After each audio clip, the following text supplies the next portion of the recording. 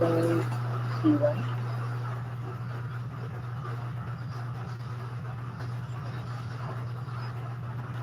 Our chocolatiness for your happiest birthday. Red Ribbon Chocolate Dedication Cake. Gusto ko yan. Hello everyone and welcome back to my channel. My name is Stephanie D'Angelo and I am the founder of D'Angelo Lofty LLC. I'm super excited about today's topic. I've been actually wanting to do a video on it for a while. As you can see by the title, I'm going to be discussing the differences between the K1 visa, K3 visa, and just the I-130 marriage-based petition. I am such a huge fan of 90 Day Fiance on TLC. Such a huge fan. So I'm really excited to talk about these topics because I know ever since that show came out, or at least ever since it's gained a lot of popularity, people have had some questions and maybe even some interest in petitioning for a fiance or a spouse to come into this country. I think that 90 Day Fiance is creme de la creme of reality TV shows. I watch 90 Day Fiance, Before the 90 Days,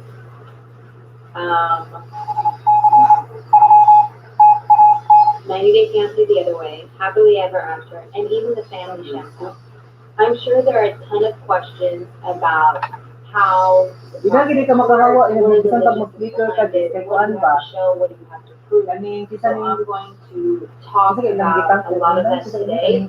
I'm not going to get into so much of the details just to make sure Mag-flicker that ko this yung video how alam is eh. extra long. So there are Mana? lots of Si nuances. kuan ba? Nuances, Kaduha but ako. I'm going to touch on the differences between Kahawa. the types of petitions. That way you can figure out what is the best route for you and your significant other when bringing them to the United States. Or if you are the foreigner who's abroad looking to come in and want to help out your spouse with this process, and that's what you're watching this video for, then this is also for you. To start off, let's talk about the types of petitions you can file if you're already married. I want to make the information as simple as possible, so I'm going to talk about it in the context of a U.S. citizen sponsoring their foreign national spouse for a green card. I'm not going to talk about it in the permanent resident context, in which a permanent resident holder is going to sponsor their spouse. We're just going to stick to U.S. citizen for the purposes of this video. If you're a U.S. citizen and you're sponsoring permanent residency for your foreign national spouse, you have to file what's called an I-130 immigrant petition for alien relatives. Now, that's the case whether they are already inside the United States with you or outside of the United States. Then, depending on the location of the foreign national spouse, it'll determine whether that spouse will adjust status here in the United States or attend an interview at the embassy abroad in their country. If your spouse is abroad in their home country, then you would need to wait for the I-130 petition to be approved here with USCIS first. Once it's approved, then USCIS will send the approved I-130 to the Department of State, which will be responsible for coordinating with the embassy in the spouse's home country to schedule their immigrant visa interview. You have to wait for the I-130 to be done first, and then you have to wait and attend the interview abroad. Currently, I-130s are taking anywhere from, let's say, 4 to about 9-10 months.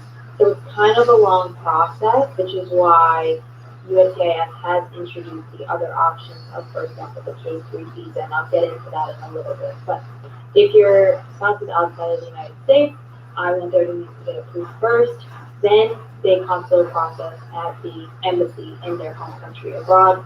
Once they do that and they attend the interview and the consular officer approves their case, then the spouse will receive an I-551 stamp.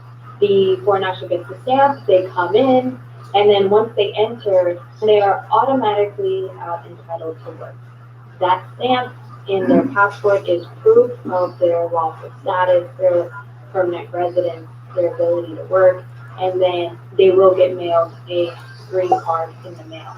But as soon as they enter, they are allowed to work. If the foreign spouse is inside the United States, then you're going to do what's called an adjustment of status. You file the I-130 and the adjustment of status at the same time. You don't need to wait for the I-130 to be approved first.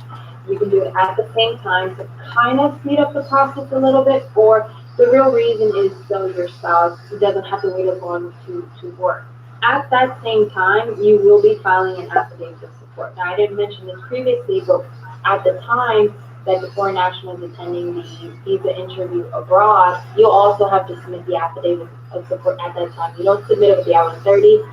If they're abroad, you submit it once they're going to the interview. When the spouse is in the United States, you'll be doing all of that together. You do the I-130, the I-45, adjustment of status, and the affidavit of support all together. The affidavit of support is very, very important to understand, and I probably can make another video specifically on that topic, which I probably will. But essentially, the affidavit of support is you're telling the government, you're signing a contract with the government saying, I am responsible for my spouse as the petitioning spouse. I am going to sponsor them.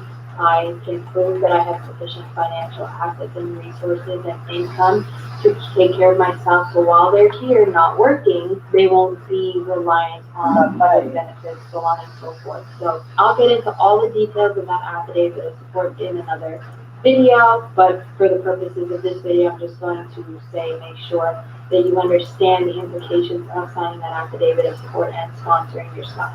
You file the I-130 and adjustment of status together with the affidavit of support here. Because the I-130 process takes a really long time, the adjustment of status, filing it at the same time is beneficial because during the pendency of that process, your spouse will get employment authorization.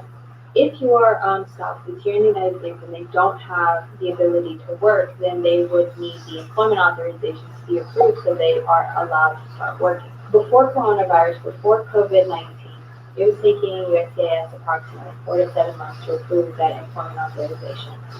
Now, it's probably going to take much longer. We'll see once, the quarantine is over, social distancing is over, how it actually impacted the timeline, but as of right now, one can only assume that it will take much longer than the original 4 to 7 months that it was taking. If your spouse is abroad and you file an I-130 form from the United States, USCIS understands that the I-130 process takes a long time, and in order to try and avoid the extended separation between spouses and families, having to wait for the I-130 to be approved and then attend the interview at the embassy abroad, USCIS has created the K3 visa. The K3 visa is available for those foreign national spouses whose U.S. citizen spouse has already filed an I-130, but it remains pending. Your U.S. citizen spouse can file for a K3 visa for you to come and wait for the I-130 here in the United States. Sometimes the I-130 will be approved prior to the K3 visa, so sometimes it's not really appropriate depending on current processing times, but that is an option. So the K3 visa is when a spouse is abroad, you're already married, and you don't want to wait abroad for the I-130 to be approved, so you can come in automatically as a permanent resident. You can come in as a K3 visa holder with an I-130 pending, and then once you're allowed to enter in the K3 visa, you are able to start working. That's a key difference because if you are as soon as you touch U.S. soil, you're able to start working. You don't have to wait for an I-765 to be approved in order to start working. So that's a good option. If you're abroad, your I-130 is already pending. Your spouse can file for the K3 visa through the I-129F petition for alien fiance. I know it says alien fiance, but you're able to use that form for a K3 spouse as well. That's another option for those that are outside of the United States and they're not already here. The K1 visa, which is the 90-day fiance visa that the show talks about, that is when you are engaged to someone that is outside of the U.S. and you want to bring in your fiance to the U.S. to get married here. So this is how the process works. The U.S. fiance will file the I-129F form here in the United States. The U.S. citizen fiance must submit proof of their citizenship and proof that you and your fiance intend to marry within 90 days. You have to submit some sort of documentation, affidavit, something like that, that establishes your intention to marry your fiance within 90 days of their entry. Additionally, you have to prove that for 2 years prior to your submission of this petition, at any point within the last 2 years, you and your fiance have met in person. You can't just file an I-129 application for any fiance for someone you've never met, you met online, never seen them in person. You actually have to meet them in person and have evidence of that, airline ticket, pictures, something like that, to establish that you actually did meet them in person, face to face, in order to be able to apply for the K1 visa. After the I-129F is approved by USCIS, then the National Visa Center will send it to the Department of State, who will coordinate the scheduling of the visa interview for your fiance abroad. Once the interview is scheduled, your fiance will attend the interview, bring the necessary documentation, and at that time, the consular officer will determine whether they are eligible for the K1 visa. Ala, If doha they biya are ka kuan approved dili, for the Jis. K1 visa, they will Jis, get doha ka sa a Jis. passport and they will be allowed to move to the United States. Once they enter, as everyone knows, the two of you have 90 days to get married in order for them to remain in the United States. If you do not get married within those 90 days, then their K1 visa is up and they have to go back to their home country. Unlike the K3 visa, the K1 visa does not automatically entitle you to work. If you entered on a K3 visa, if you were already married to your U.S. citizen spouse, you have an I-130 already pending, and you enter on a K3 visa, you're automatically allowed to start working.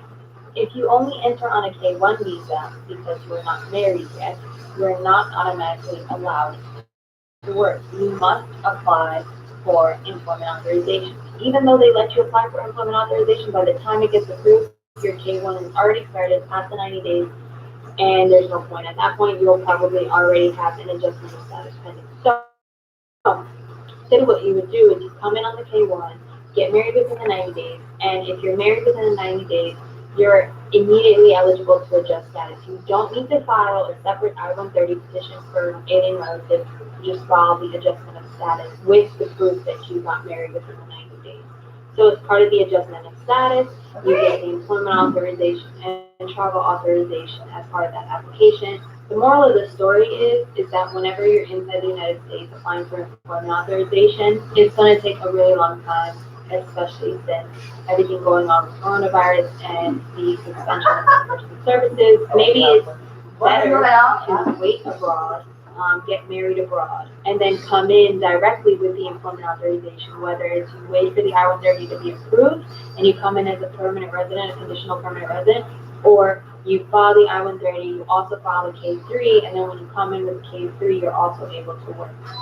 Those are the three options that you have, whether you're married or engaged. If you're married, you have to file the I-130 first, or file the I-130 and file the K3 visa, so then they can come in before the I-130 is approved, and then once they're here on the K3, they can start working right away. And if you're not married and you're engaged, you do the K1 and then bring them in that way.